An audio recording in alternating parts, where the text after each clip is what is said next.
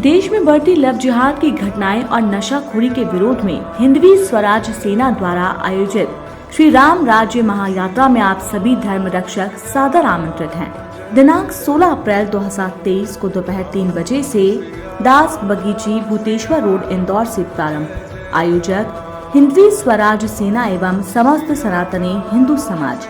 सौजन्य से तीनों जैन, वीरेंद्र गुप्ता, योगेंद्र महंत, निखिल सोनी, गब्बर खाटवा, हर्ष मिश्रा, बिट्टू, मुकुंद पांडे, दिकेश यादव, रोहित सिंह बैस, निर्मल ठाकुर, रोहित तिवारी, आशीष ठाकुर एवं समस्त सनातनी हिंदू समाज। नमस्कार, आप देख रहे हैं टाइम्स न्यूज और मैं हूं आपके साथ छवि। इंदौर के आजाद नगर थाना क्षेत्र में निवेश के नाम पर धोखाधड़ी का एक और मामला सामने आया है। आरोपियों ने फरियादी को मोटा मुनाफे का लालच देकर झांसे में लिया और उसके बाद लाखों रुपए लेकर फरार हो गए। हालांकि मामले की शिकायत मिलने के बाद पुलिस ने धोखाधड़ी की धारा में केस दर्ज कर लिया है, लेकिन वरिष्ठ अधिकारियों का कहना है कि इस मामले में जांच के बाद भारत सरकार अधिनियम जमा योजना प्रतिबंध अधिनियम के तहत केस दर्ज किया जाएगा।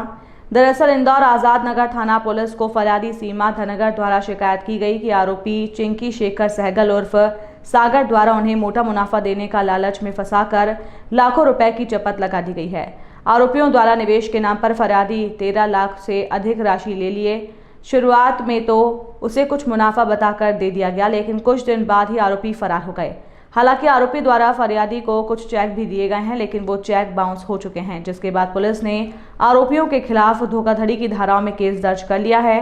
इस मामले में जब वरिष्ठ अधिकारियों को इस बात की जानकारी लगी कि क्षेत्र में इस तरह का गिरोह संचालित हो रहा है जो जनता से निवेश के नाम पर धोखाधड़ी की वारदातों को अंजाम दे रहा है, तो उस पर वरिष्ठ अधिकारियों के आदेश पर धाराओं में इजाफा करने के आदेश जारी किए गए हैं। डीसीपी आदित्य मिश्रा द्वारा मामले की गंभीरता को देखते हुए अनियमित जमा योजना प्रतिबंध अधिनियम के तहत केस दर्ज कर अधिनियम के बारे में जानकारी दी गई है। पूरे मामले में आरोपियों के खिलाफ पुलिस बर्ड्स एक्ट के तहत कार्रवाई करने की तैयारी कर रही है। ये आज़ाद नगर थाना क्षेत्र में रहने वाली हैं सीमा धनगर जी, शांति नगर क्षेत्र में रहती हैं। उन्होंने शिकायत दर्ज की थी कि 2020 में, वर्ष 2020 में जो इसमें आरोपी हैं चिंकी उर्फ शेखर सहगल, जो कि मूल निवासी नागपुर के हैं, वो उनसे मिले थे और उन्होंने उनको एक इन्वेस्टमेंट स्कीम बताई थी, जिसमें जो आरोपी है उसका दावा था कि अगर आप पैसे जमा करेंगे तो बहुत कम समय में आपको अधिक रिटर्न मिलेगा। अमूमन ऐसा देखा गया है कि जितनी भी ये अविनियमित जमा योजनाएं होती हैं जिसमें लालच देते हैं आपको, उसी प्रकार की ये योजना थी पूरी। इसमें उन्होंने शुरुआत में उनसे बोला था कि आप अगर 40,000 रुपये जमा करेंगे तो प्रतिदिन के हिसाब से हम 6,000 रुपये आपको वापस देंगे।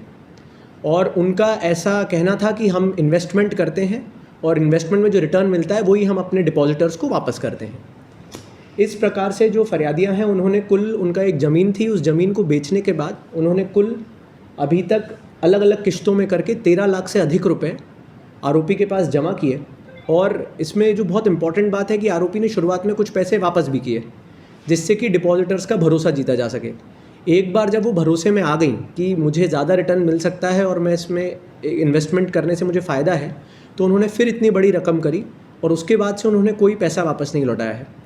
ऑल्दो आरोपी ने कुछ पोस्ट डेटेड चेक ज़रूर दिए हैं उनको कि हम आपका पैसा लौटाएंगे, परंतु वो सारे चेक्स जितना अभी तक की सारी स्कीम्स में आया है वो यूजुअली बाउंस हो जाते हैं, क्योंकि या तो साइन मैच नहीं करता है या अमूमन उतने खाते में पैसे ही नहीं होते।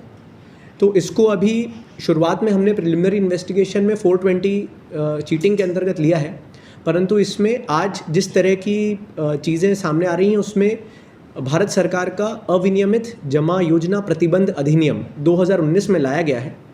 इस अधिनियम की सबसे खास बात है कि किसी भी प्रकार से लोगों से पैसे जमा करना ही फ्रॉड है। अगर आप किसी भी प्रकार से जमा करते हैं और आप रजिस्टर्ड नहीं हैं, उसमें रजिस्टर्ड संस्थाओं के नाम दिए गए हैं, जैसे कि RBI है, सेबी है, इंश्योरेंस रेगुलेटर है या स्टेट कोऑपरेटिव सोसाइटीज़ हैं, अगर आप उनसे रजिस्टर्ड नहीं हैं और आप किसी भी तरह का निवेश ले रहे हैं तो ये इट्सेल्फ जुर्म है उसमें।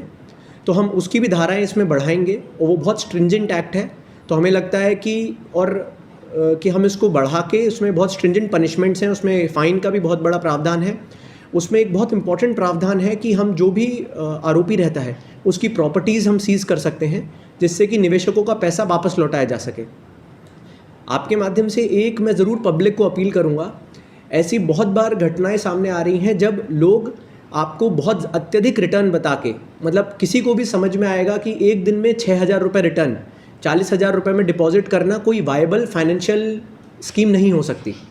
अगर आपको ऐसी कोई भी सूचना मिल रही है, अगर आप हमें इत्तला करेंगे तो हम उस पर कार्रवाई करेंगे और त्वरित उसमें FIR करके, जो मैंने आपको बताया बड्स एक्ट है, banning of unregulated deposit schemes act, इसके अंतर्गत कार्रवाई करेंगे और उन लोगों को अरेस्ट करेंगे।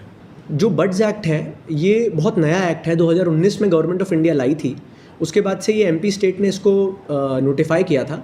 इसमें पहली कार्रवाई जो अभी MP में हुई थी वो हुई थी बालाघाट में, जिसमें बहुत बड़ी संख्या में हमने डिपॉजिटर्स का पैसा रोका था डिपॉजिट होने से, और उसमें हमने around 25 crore rupees cash seize किया था निवेशकों के पास से। पर ये देखा गया है कि जहाँ पर भी फाइनेंशियल इंक्लूजन कम रहता है या ऑल्टरनेटिव फाइनेंशियल इंक्लूजन के माध्यम जैसे banks, cooperative, regulated cooperative societies कम रहती हैं, वहाँ लोग अमूमन इस झांसे में आ जाते हैं कि हमें बड़ा रिटर्न मिलेगा और इसमें पैसा निवेश करने लगते हैं।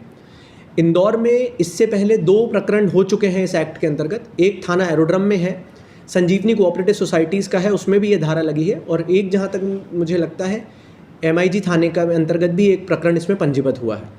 अभी सरकारी योजना का लाभ दिया था किसी का? जी, सरकारी योजना का भी लाभ दिया था सर? ये झांसे में कैसे? नहीं, अभी ये बात तो सामने नहीं आई। किस तरह से झांसे में लेते थे? क्या मोटा मुनाफा के अलावा कोई किस तरह का पैसा? मुझे लगता है सबसे अच्छा चीज़ जो लोगों को धोखे में रखने की होती है कि शुरुआत में आप थोड़ा इन्वेस्टमेंट पे रिटर्न दें। अगर आप मुझे आज 10,000 रुपये देते हैं और मैं आपको 15,000 रुपये लौटाता हूँ तो आपको मुझ पर भरोसा होगा।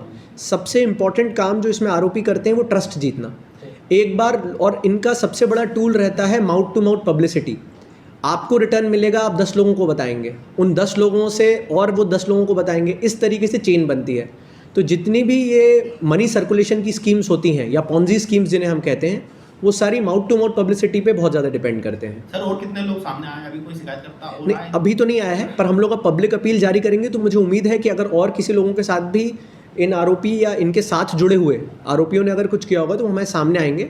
ऐसा लगता है तो हम इसको या तो इसी केस में शामिल करेंगे वरना नई FIR भी दर्ज करेंगे। संस्था के माध्यम से संचालित कर रहे थे तो नाम लेकर चला रहे थे या सेल्फ खुद ही के नाम पर? ये अभी कोई ऐसा किस संस्था के नाम से चला रहे थे वो सामने नहीं आया है। हम आरोपी को ट्रेस करने का प्रयास कर रहे हैं। मूलतः नागपुर का रहने वाला है। जैसे मैंने आपको बताया, बालाघाट, नागपुर, ये जो सीमा उस महाराष्ट्र मध्य प्रदेश के सीमावर्ती क्षेत्र हैं, वहाँ ऐसी कई स्कीम्स बहुत चलती रहती हैं। तो हम लोग भी प्रयास कर रहे हैं महाराष्ट्र पुलिस से समन्वय बिठाकर कि इसको जल्दी से जल्द अरेस्ट करके फिर इसकी पूरी इनसे समझा जाए कि ये किस तरीके से करते थे। टाइम न्यूज़ देखिए अब आपके मोबाइल और स्मार्ट टीवी पर। लाइव प्ले स्टोर से डाउनलोड करें।